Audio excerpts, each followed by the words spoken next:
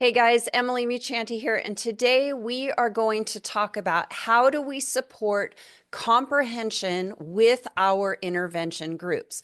But remember, first, like, subscribe, and share. And don't forget to hop over to emilymuchanti.com, join my email list so that you can get some weekly tips. You can get information about upcoming workshops, Q&As, and courses so that you can be better prepared to work with your intervention students. All right, so I get this question a lot from intervention teachers of all ages, from primary grades all the way up through middle school. What do we do with our students who are struggling readers, have a lot of skill deficit, but are also weak in comprehension? And so we are going to talk about this today, and I'm going to give you 5 tips and strategies that you could bring into your intervention immediately that can help facilitate this. Okay, but first, let's talk a little bit about how reading comprehension actually develops.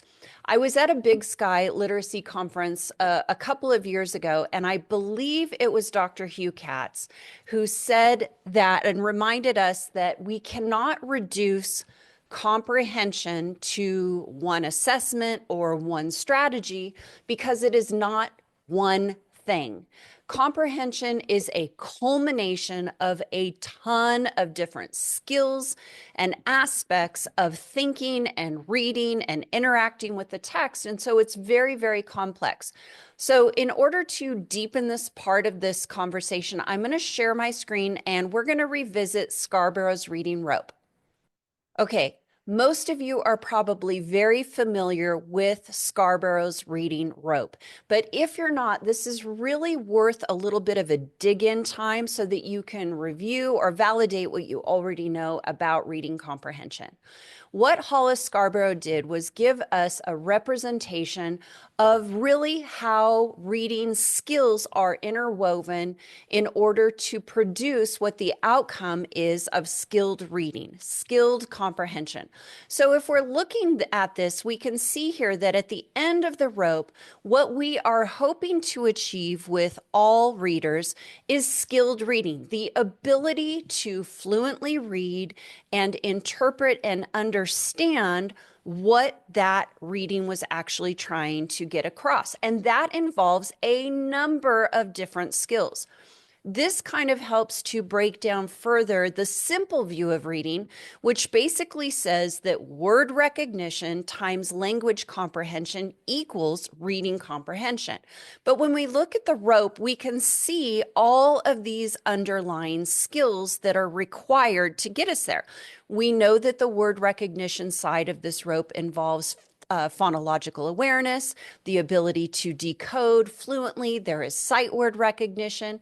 But the other side of this rope involves language and language comprehension, the background knowledge that the student brings to the table when they are reading, the vocabulary knowledge they have. Do they understand what the words actually mean?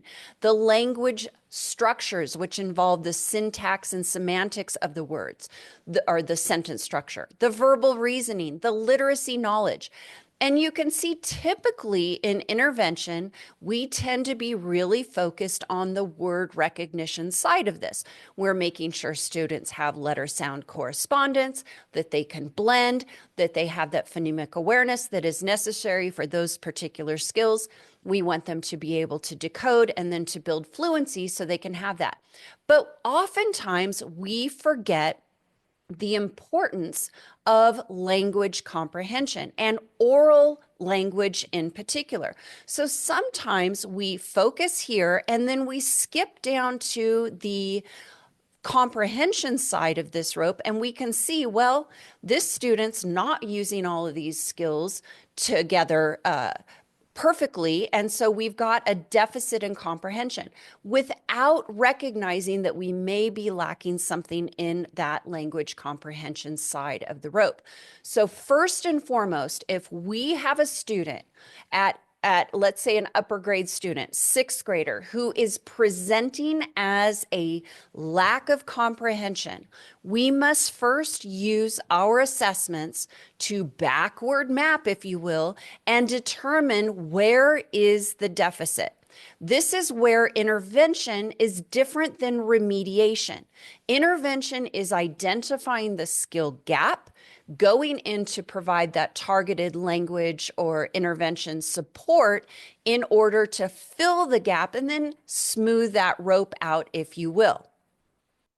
So digging in further on this, we know that comprehension involves so many foundational skills, but also as students are getting older and exposed and required to read more and more complex text, that thinking, the complexity of the thinking gets really difficult or challenging for some of our kids. So we're going to talk about what are 5 things that we can do really at all levels of intervention to ensure that we are supporting comprehension in addition to filling all of those other gaps. Okay, so the first one, and this really goes back to our youngest children, we have to facilitate oral language. That means that we have to model good oral language. We have to give our students opportunities to use language and to talk. And we want to make sure that we are giving them the proper syntactical structure of the languages so that when they are reading, they can weave all of that information together. So we should be requiring our students to answer in complete sentences. This is critical. It is critical at all ages. It is critical for students to hear how that language is kind of connected together within that structure of providing those opportunities for weaving the sentences together. And so require your students, every single grade should be answering your questions in complete sentences. Hold them to that really high expectation and teach them how to do that. That means provide sentence frames. We can give our students oral response frames. I used to have on my tables and desk the frames that those students were required to use, just there taped to their desk, so that if they needed that additional scaffold to know what to say, they could do this. This involves simply asking you for questions. It involves when you're talking about the readings that you are doing, anything. We want to encourage and really require our students to do that. We are then going to be able to build that language. They have to have these opportunities. So first one is oral language, and we are going to require our students to answer in complete sentences. Now, the second thing that I always required my students to do, which is an easy thing. We need to teach our students how to monitor their own meaning. So what that means is that all of those opportunities that you are asking your students to read with you in like a guided reading group, they're reading decodable text, they're reading their 6-minute solution for fluency practice. It's very important that we teach our students that they should be monitoring their own meaning. And so that involves asking questions like, did that make sense? Now, I know I'm not the only one, but I will sit and listen to a student read a passage or a book, and they'll come to a word that they don't know, perhaps, and they create, I always called it garbledygook. They just kind of, this nonsense word, and they kept going like it was supposed to make sense. And so what I would always do is give my students till the end of that sentence to correct themselves. And if they're going to keep going, then they have some really bad habits that we need to break. So if they got to the end of the sentence, they did not go back and try to figure out what that word was. That means that they are not monitoring their comprehension. So I would always say, stop. Did that make sense? And typically the answer was, well, no. And I said, then what do we need to do? And they would say, reread. We need to have our kids know that when something doesn't make sense to them, they need to first and foremost go back and reread that. That is such a simple thing that we can do in every single class at every single grade level. But if something doesn't make sense, they need to have a fix-up strategy, which is to go back and to reread that. So that was number 2. Number 3, John Hattie and Robert Marzano both talk a great deal about the impact that summarizing has on our students' comprehension. So this is something that we should be utilizing in all of our intervention practices. We need to help our students provide verbal summaries of what they're reading. Now, as they get older and you have more time for this, you can then turn those summaries into written summaries. But teaching our students to summarize is a very important and it's a high impact strategy that we can help them do. So how do we do this? Well, I recommend that you start by completing verbal summaries, but you use a sentence or a paragraph frame so that you are coming up with a simple topic sentence. You're identifying 3 main ideas or 2 if it's very, very short. And then you are teaching kids how to pull summaries. So for a while, you're going to do this together with your students. You're going to have that summary frame displayed either on your whiteboard or on papers that maybe are in their folders, and you're going to walk them through this. And then just like following that gradual release of responsibility, you are going to ask them to help you create these verbal summaries. And then soon you will transition that into they're creating summaries with a partner. And then they're creating summaries on their own, and perhaps they're writing them as well. But teaching students to summarize what they're reading is going to be a huge impact activity to comprehension. And don't forget that one of the biggest and quickest measures that we give with our universal screening or progress monitoring to look at comprehension is a retell. Now, a retell is a little bit different from a summary. A summary is going to really focus in on just those key points, and a retell is really every single thing that they read from beginning to end. But we can use both of those to facilitate comprehension. And then they start to learn, oh, I have to actually think about what I'm reading. And believe it or not, we know that comprehension is an invisible process. A poor reader cannot look at a strong reader and know what they're doing. We have to make this very explicit. And so, yes, we have to teach them that we have to think about what we're reading. We need to visualize what we're reading. And by creating those summaries or even retells, we are giving them a task to go back and draw that information out. We need to do this explicitly. We need to do it repeatedly until they start to internalize this process. Okay, so that was number 3. What's another thing you can do? Well, when we're talking about the reading of expository text, let's just talk about this for a little bit. Expository text tends to be a little more challenging for students. The vocabulary can be somewhat difficult for our students. The sentence structure, it's not going to have there won't be any dialogue in it, which tends to be something conversational that kids would understand. So the expository text that you are reading is going to need a little more support. And my favorite quick impact activity with this is a KWL chart. We can do a KWL chart on our board with our group. We can make them small. They can do them on their whiteboard. They can do them with partners. But a KWL is, we are asking the students to identify what do they know about a topic. And what this does is it's activating background knowledge. Very important. We need to have some context and some background knowledge. The W is for what I want to know, which gives us the questions that we are hoping the passage will help us to answer.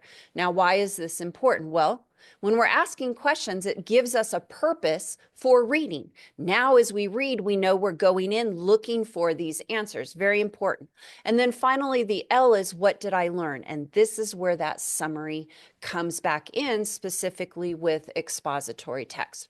So totally a great and impactful activity that you can do with your students with a KWL chart. And it can be done. You may have a pretty simplistic decodable text that's going to be about, I don't know, cats. And maybe this is an appropriate place. You're going to have to know when and where it's going to be appropriate. But when our text gets a little more complex, great, high utility, impactful activity that you can do. And then the fifth one that I used, and I really used this as we got with my older students, was something that we called read, stop, respond. Read, stop, respond. And what this is a reminder that periodically after we read, we need to stop and do something with that information. This was really great, especially when I taught older students and middle school. I had this big poster on the back of my wall with a big stop sign, and it said, read, stop, respond. It was more a reminder to me to get in there and have those kids stop and do something with the information. But these are things where we can provide quick prompts for students. The responses that we do can be done verbally. They can be done in writing. Again, if they're older, I suggest you do everything verbally when you're in intervention for now, because you don't have a lot of time. But it might be questions like, what just happened? It may be something like, what do you predict will happen next? When we got more into it with my middle schoolers, and I was also their English teacher, what I would also do is after that reading, we would pull a key quote or an important quote, and we would respond to it, have some sort of a reaction to that particular quote that was read. So this can be done at all grades. The difficulty level of what you're going to do and the complexity, of course, is going to be you using your professional judgment. But it is going to remind those students that we don't just read words and magically hope that we understand it. No, we have to read, stop, think about what we're reading, and then do something with that information. So let's recap the 5, okay? The first one was we were going to support oral language development by requiring our students to answer incomplete sentences. Super impactful, especially for your English learners. The second one is we are going to teach our students to monitor for meaning by asking the prompt, does that make sense? If not, teaching those kids to go back and to reread as their first line of defense. The third one is summary, teaching our students to summarize, and I really like using sentence frames or paragraph frames to help you do this. The fourth one is my favorite for expository text, which was a KWL chart. And our fifth one finally is that read, stop, respond. Okay, now let me point out a couple of things just to remind you that when a student comes to us in intervention and they are presenting as a comprehension deficit, we first and foremost use assessment to go back and to determine if there are any areas of weakness in the word recognition, the decoding, where is the initial gap so that we can fill it. But even while we are supporting those things and we're doing reading, with decodable text, with our fluency support, we can infuse a number of these comprehension support strategies so that you are helping to benefit that side of the reading rope as also. There are a ton of things that can be done with comprehension because, again, comprehension is not one single thing, and therefore it cannot be taught in one single simplistic way. It is a very complex process. We want to support our students in those areas where we can so that when they are reading, they have some strategies they can pull from. All right, I hope that was helpful. Leave me a comment. What do you think? What do you do that are quick and ways that we can infuse comprehension support into our intervention groups. And don't forget, join my email list because you don't want to miss some of the cool things coming up. And don't forget my course about strengthening your MTSS Tier 2 and Tier 3 intervention is available at emilymuchanti.com. It is going to be offered by the Bureau of Educational Research, BER, in December. We just came off of something when February and March, it was very well received. So you can get it at a much cheaper cost if you go to emilymuchanti.com. All right. Email me if you have questions, readingdiva06 at gmail.com. Hope you have a wonderful day. Thank you for what you do, and bye for now.